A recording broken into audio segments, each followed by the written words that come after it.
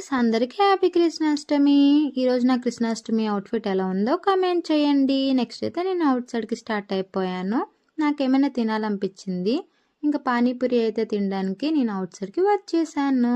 నేను అండ్ మా పక్కింటి అబ్బాయి అయితే ఇద్దరం కలిసి పానీపూరి తినడానికి వచ్చాము. తనైతే మిల్క్ షేక్ తాగాడు. నెక్స్ట్ అయితే నన్ను టెంపుల్ దగ్గరికి డ్రాప్ చేశాడు. మమ్మీ వాళ్ళైతే ముందే స్టార్ట్ అయిపోయారు. నేను కొంచెం లేట్గా స్టార్ట్ అయ్యాను. చూసారు కదా, టెంపుల్కి అందరూ చాలామంది వస్తున్నారు.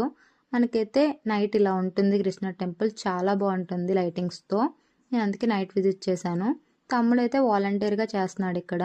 మార్నింగ్ నుంచి ఇక్కడే ఉన్నాడు. వాడు ఇలా సేవ్ చేయడం చాలా హ్యాపీగా అనిపించింది.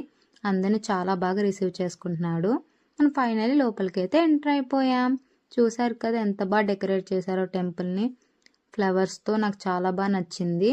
మన దర్శనం అయితే అయిపోయింది. నెక్స్ట్ అయితే ఇక్కడ చిన్న కృష్ణుని పెట్టారు పూలతో మంచిగా డ్రెస్సింగ్ చేసి. నాకు చాలా బాగా నచ్చింది ఈ ఐడియా.